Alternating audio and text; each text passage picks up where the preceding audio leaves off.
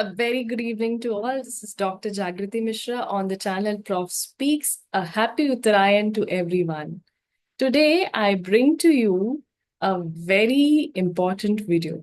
A lot of PhD aspirants are very confused on how to choose a PhD topic. There are several questions in mind of any PhD aspirant. First, how do I decide on the topic? Second, if I've decided on the topic, how do I find the relevant literature?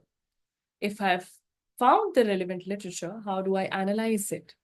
Then the third thing that comes to our mind, how do I prepare a research proposal? How do I analyze the collected data? And how do I collect the data? There are several questions in the minds of PhD aspirants. And in order to solve these problems, I'm here. So in this series, the first video that I'm bringing to you is about how to choose a PhD topic. So let's start. So the first thing that should be considered while choosing a PhD topic is your area of interest, because you'll have to live with the topic for the next 3-4 years. So it's very critical that you choose a topic that is interesting for you. Otherwise, it may become very difficult for you to continue with the topic. So find a topic that interests you, find a topic that is related to your area, find a topic where you see yourself working. Then the second thing that needs to be kept in mind is about the assignment requirements. If you started with a topic, what is it that you'll be required to do?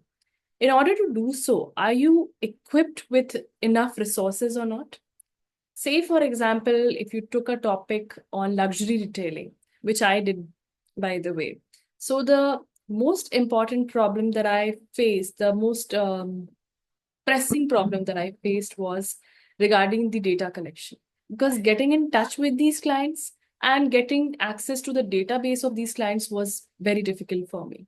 So you need to choose a topic for which the assignment requirements are accessible to you. It's easier for you to proceed with that. So the third thing that needs to be kept in mind while deciding on the PhD topic is the availability of information. Of course, not all the information that you present through a PhD thesis is secondary data, but it's important for you to have enough literature in the area. For example, these days, a lot of work is being done on applications of AI in various industries. So you have access to a lot of information in this area. If you pick up a topic which is very, very new, of course, it has its own potential, but you also need to see how much information do you have at hand, conceptual information. Everything is very, very critical. Then third important thing is the ethical implications. Whatever topic you should choose, of course, it should lie in the domain of the ethical implications. You need to see if your topic addresses, if your topic raises any ethical concerns. Then the next important thing is the originality.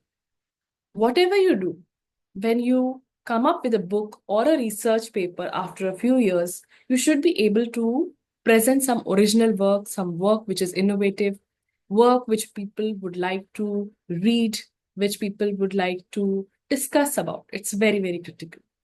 Then the next important thing is the timeliness. You have to choose a recent topic. You have to choose a trendy topic. So you need to see if the topic is recent, if it's timely. And the next important thing is manageability.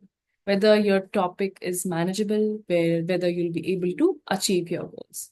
So in order to achieve all these points or all these aspects of choosing a topic, you need to brainstorm, you need to find out what are the various topics in the area of interest that I have, whether it's relevant or not, whether it's timely or not, whether it's innovative or not, do I have enough resources to carry forward with the topic or not.